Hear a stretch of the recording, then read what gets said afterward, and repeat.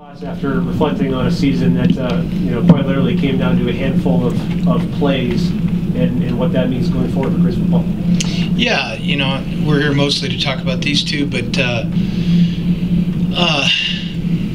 it's an interesting season. It was memorable for the things we almost got done rather than the number of victories. Obviously we had 4 losses where we had the lead in the fourth quarter. In 3 of those we had double-digit leads. So I think it's apparent what the point of emphasis will be moving forward. And we're looking forward to the off-season getting better. Our first winter conditioning, our first spring practice, and our first game can't get here soon enough. I think that's the attitude in the team and certainly with the coaching staff. So we're certainly not on vacation, but we're disappointed not to be playing this week, and it's not where we're accustomed to being or will be in the future. If anybody hadn't heard yet, Dante was named a finalist for the Buck Buchanan Award today, and Robby was named a finalist for the Jerry Rice Award for Freshman of the Year, the National Freshman Award. So, Coach, just your thoughts on these two guys and what they've meant to the program this year, and what the recognition it means for the team. Well, to have 2 finalists for National Player of the Year awards, the freshman and the Defensive Player of the Year award, is certainly a great thing for our team and our program. Shows these guys had a nice year with some help from their teammates. Obviously, you don't ever accomplish anything on the field alone, but it always is a positive when you have people being recognized. So a good year by these guys, and I know that both of them would trade any type of personal accolade for one more win on our schedule. But good job by these guys. Questions? Robby, can you talk about, I'm sure you watched your dad coach a ton of games here, playing under Washington Grizzly lights, and just having the season that you had? I've always said that it's been a lot of fun playing here. It's by far the most fun I've ever had playing football, not only for my dad, but just with this group of guys. I feel like I fit in extremely well with this team, and I'm looking forward to the future and getting into this offseason. Dante, how would you sum up just the total of this? I think Coach Hauck did a good job. It was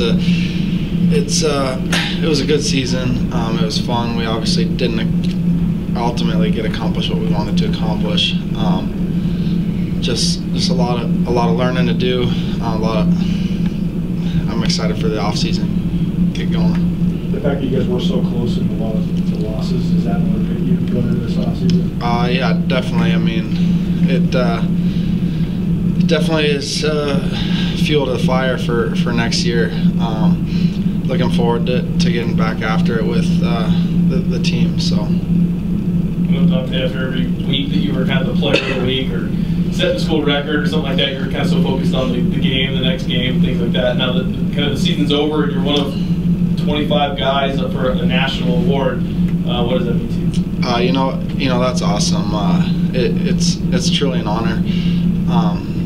Like I've said before, it's a blessing from God, but take a few days to reflect on the season and what we accomplished as a group, and coming back on Monday, we'll get started gearing up for next season. So Robby, kind of the same thing for you, and then kind of coupled with the fact that you were kind of unsure if you'd be able to play going into this year. Yeah, I mean, obviously it's an honor to represent my team and this university, but it's the same sort of thing with both these guys have said. Is it's more just I'm going to take some time to reflect on the season and what I can do to improve, and I'm looking forward to get rolling into the off season and just improve what we need to improve. But yeah, it's an honor. Coach, the fact that you have both these guys back next year, how much does that help to support the Well, I think it's interesting that neither one of these guys had played any defense for Montana before this year, and they had good years. So we expect improvement out of both of them, and we do have a lot of players returning and we expect improvement out of everybody. Our seniors did a nice job of helping us get this thing going the way we want it, and if the spirit of that, meaning improvement, permeates our team, then we have a chance to have a good football team. You guys were so close, like you mentioned. What's the next step? How do you get to the point where you close out those games? Yeah, I mean, it's sort of it's hard to quantify exactly what we need to do, but we need to have some more killer instinct in the fourth quarter, and I think that's it's an acquired taste, it's a developed skill and attribute, and we'll work hard to do that. We'll try to manufacture that throughout the off season as best we can. Part of it's a mindset, part of it's being physically able. Coach, when you look at the kind of the board, when you end up taking those seniors off, and the one benefit of having a young squad is now they're all older. So when you're kind of looking at just the roster breakdown, I guess what kind of makes you excited going forward? Well, you know, it's funny the way you asked that's what I did yesterday, and you know, oftentimes when you have a big senior class, you take them all off there, and there's so many holes up there that you kind of ask yourself, how are we going to manage this? There weren't a whole bunch of names in that class, so that board doesn't look as bare today as it does some years, certainly.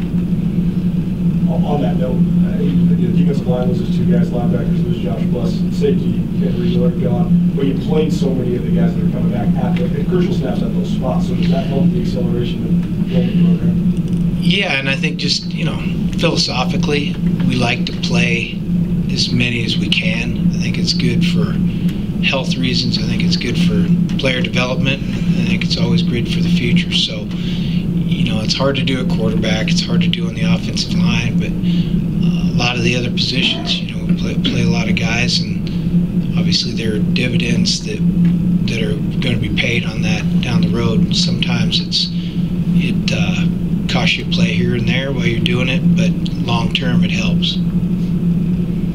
How'd you evaluate just the job that your coaching staff did this year, given some of the unbalanced nature of the offense? Yeah, I looked at some of it, and I mean there's certain things that we did that I didn't think we had any chance of doing going into it. And, you know, even looking at the roster last December and over the Christmas break last year, it was a little bit sobering. And, you know, I thought because of our coaches and their know-how on both sides of the ball, the guys did a great job of piecing things together, put a real competitive football team on the field. And I don't think that you could describe us as anything but that.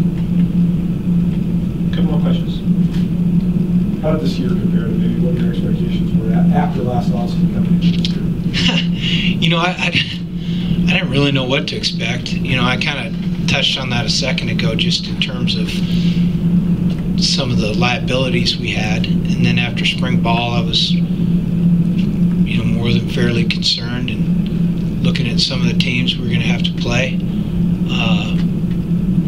You know, I'm real encouraged, having gone through that and seeing where everything kind of sits about our ability. And I think in the, you know, not too distant future, I think we can have a team that wins a lot of games at some point here.